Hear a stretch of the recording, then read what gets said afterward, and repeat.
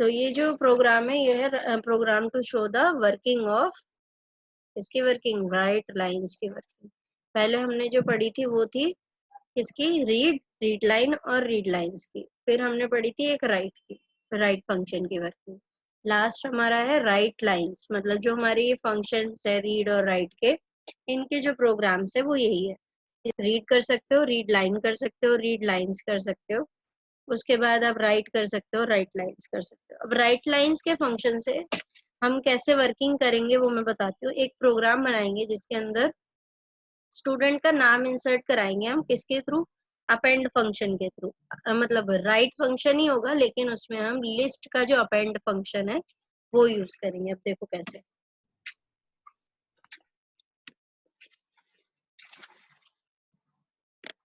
Open करेंगे file, एक new file बना रही हूँ मैं, new.txt के नाम से राइट में।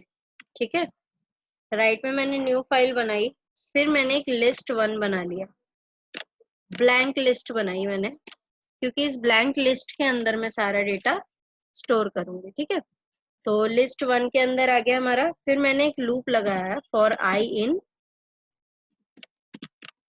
रेंज। अभी मैंने 5 दिया है क्योंकि मैं 5 डेटा लूंगी। मैंने पिछली बार भी बताया था कि हम पहले एक डेटा को फिक्स कर देते हैं, उसके बाद हम चेंज कर करके डेटा को लेते हैं।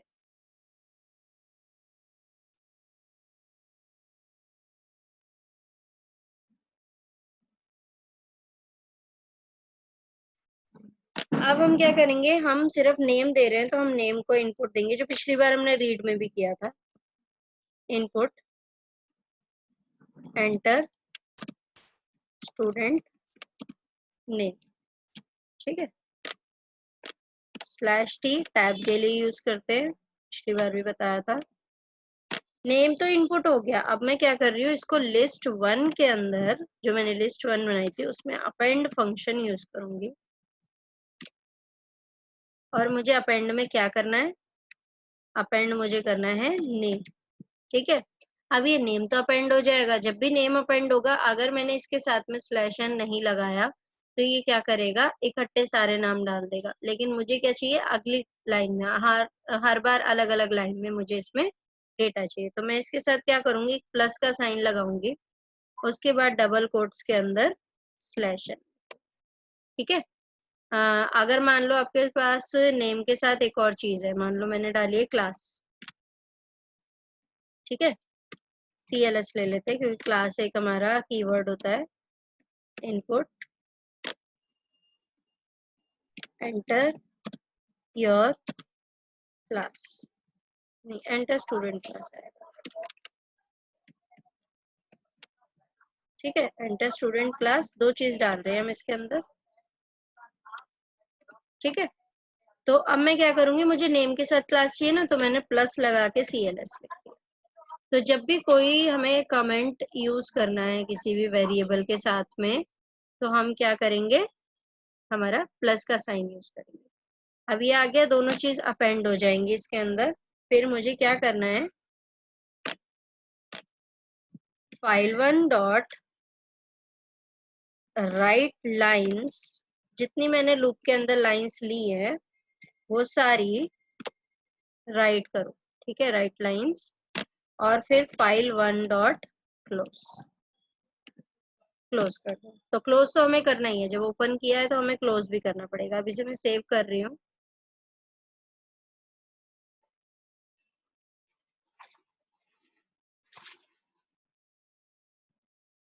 मैं उसी सेम फोल्डर में सेव कर रही हूँ जो मैंने पहले बनाया था। पाइथन फाइल्स का फोल्डर बनाया था मैं, इसके अंदर राइट लाइंस के नाम से ही सेव कर रही हूँ, right lines dot py। Save हो गया मेरा। अब मैं इसको रन करवा रही हूँ। रन कराया मैंने, अभी मैं शेयर कर दूँ।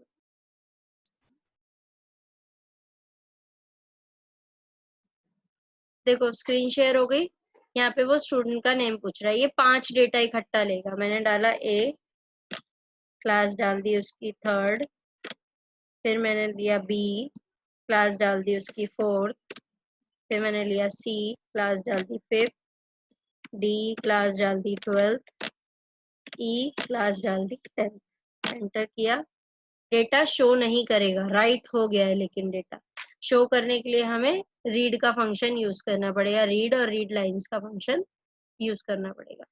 अच्छा, ये चीज अगर तुम्हें देखनी है, फाइल के अंदर देखनी है, तो मैं दिखाती हूँ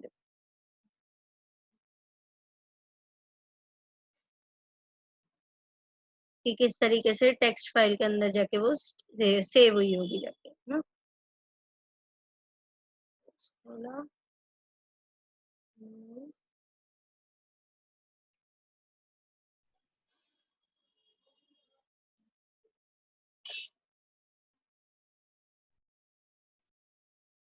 देखो कैसे सेव हुआ है डेटा। A3, फिर B3 के साथ में B आ गया, फिर 4 के बाद C आ गया। तो ये इस तरीके से आया क्योंकि हमने सिर्फ नेम के बाद में स्लैश एन लगा रखा है, हमें क्लास के बाद में भी स्लैश एन लगाना पड़ेगा। तो हमारा जो डेटा आना चाहिए था वो ऐसे आना चाहिए था, A3 B4 C5 D12 और E10। अब इस फॉर्म में डेटा को अपेंड कैसे करेंगे, देखो इसको सेव कर दिया मैंने, न्यू शेयर पे जा रही हूँ मैं, फिर से हम इस पे गए। अब हम क्या करेंगे, यहाँ से इसको स्लैश एन को हटा देंगे, ठीक है। यहाँ कॉमा लगाया मैंने,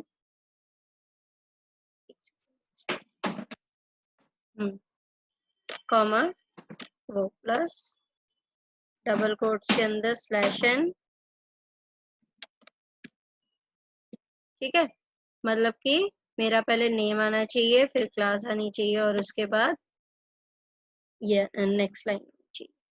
अब दोबारा से रन कराते हैं इसको।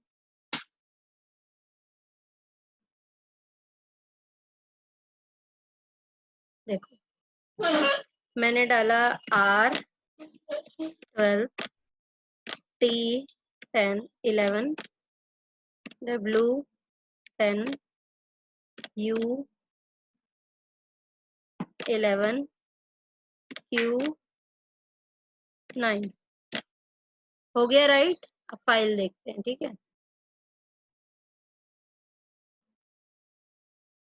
फाइल में एक बार ओपन,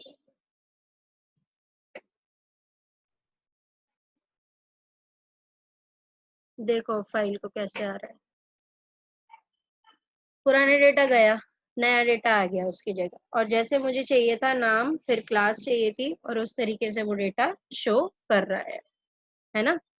लेकिन मैंने तुम्हें बताया था हमने राइट मोड में अपनी फाइल को ओपन कर रखा है, तो वो क्या करेगा, रिप्लेस करेगा। अगर मैं इसकी जगह ए यूज कर लूंगी, ठीक है, अगर मैंने इसकी जगह ए यूज किया, तो वो क्या करेगा, इस डेटा के साथ में जो नया डेटा हम डालेंगे वो नीचे अपेंड कर देगा।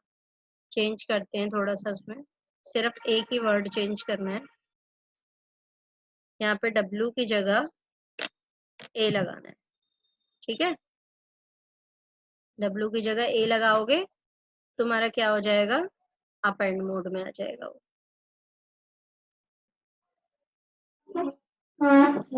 एक से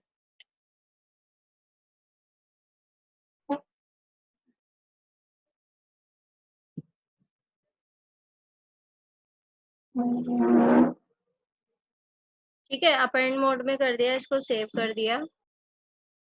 अब मैं इसको रन करा रही हूँ, रन हो गया।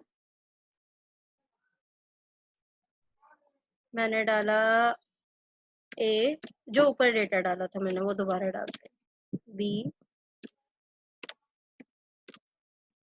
C5 D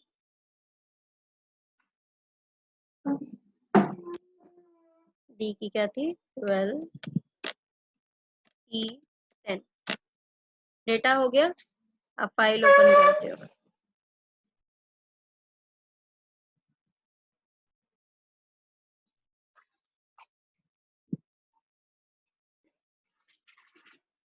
देखो नीचे आ गया, उसके नीचे ABCDE।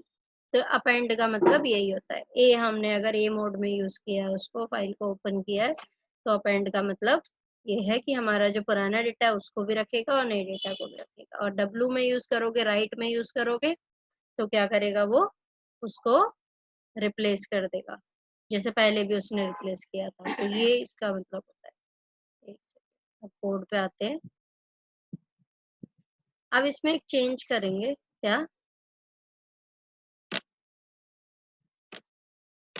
ओपन तो कर लिया हमने। अब यहाँ पे मैं एक n इनपुट दूंगी, इंटीजर टाइप का इनपुट, हाउ।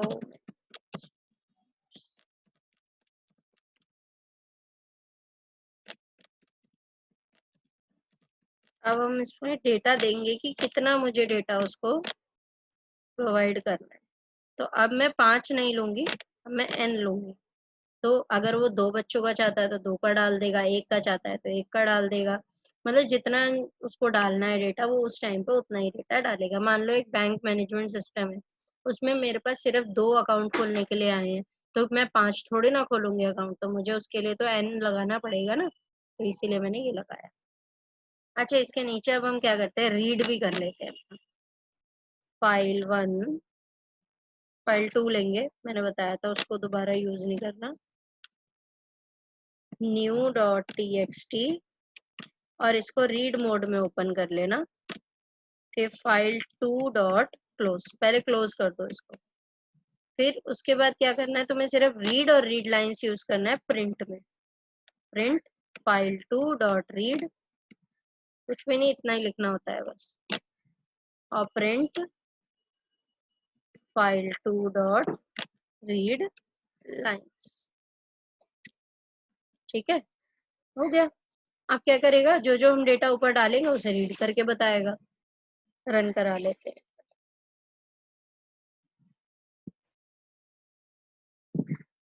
देखो, यहाँ पूछ रहा है कितने डेटा डालना है, मैंने कहा 2 डेटा डालने हैं।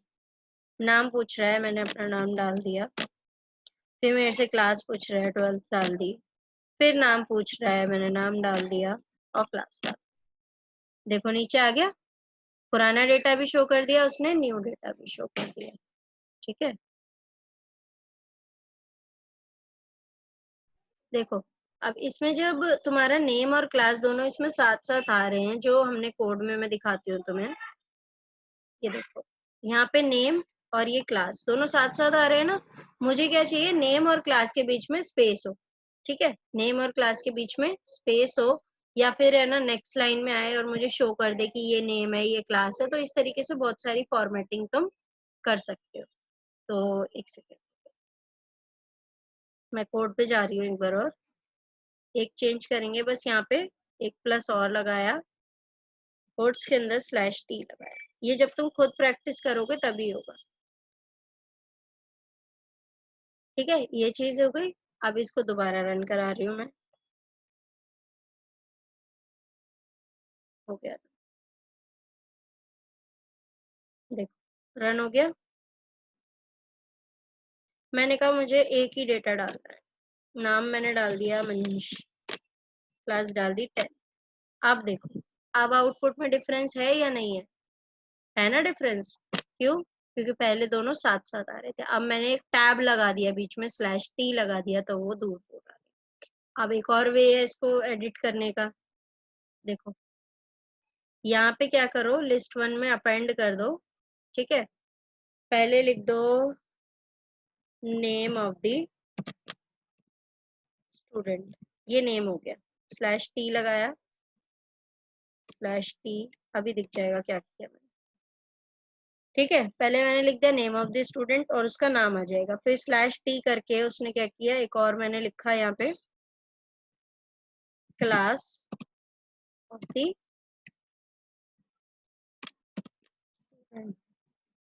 दो दो बार कोट्स लगाने की मुझे जरूरत नहीं पड़ी, क्योंकि जो मैंने स्लैश टी यूज किया था वही यूज हो गया उसमें। ठीक है, स्लैश टी हो गया।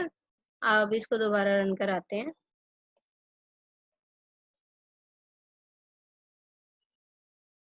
यहाँ पूछ रहा है मुझसे डेटा, मैंने 2 डेटा बोले। मैंने एक में डाला हेमंत क्लास 10, पीयूष क्लास 11। देखो कैसे आ रहा है, name of the student Hemant, name of the student Piyush, class 10th, class 11। अब देखो ये एक साथ आ रहे हैं, मतलब हेमंत और क्लास ऑफ द स्टूडेंट, दोनों इकट्ठा इकट्ठा दिख रहा है, तो इसको थोड़ा सा डिफरेंट बना सकते हैं। इसमें दोबारा कोड पे जाते हैं। अच्छा, क्या डिफरेंस बना सकते हैं, एक और स्लैश टी लगा देते हैं और इसके आगे मैं लाइन लगा देती हूँ, तो मुझे पता चल जाएगा। ठीक है, एक और नहीं लगा रही, इधर से हटा रही हूँ मैं स्लैश टी और यहाँ स्लैश टी लगा, ताकि मेरे दोनों तरफ इक्वल स्पेस है। अब मैंने किया न्यू शेयर, तो एक रन तो कराया नहीं, रन कराया, शेयरिंग करी, मैंने कहा 2 बच्चों का डेटा डालो, प्रिया 12, मनीषा 9। अब देखो डेटा आ रहा है ना अलग।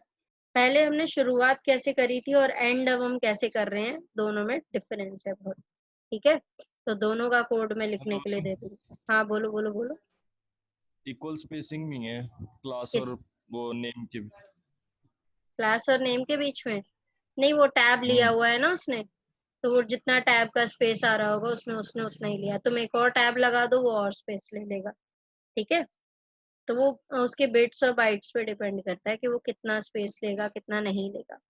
तो अभी आप मतलब ऊपर वाले कोड से और नीचे वाले कोड में कितना डिफरेंस दिख रहा है तुम लोगों को? मैं दोनों कोड भेज दूंगी तुम्हें, जो कोड लिखना चाहो। वैसे मेरे ख्याल से तो यही दूसरा वाला कोड लिखो तो ज्यादा बेटर है, जो अभी हमने चेंजेस करे।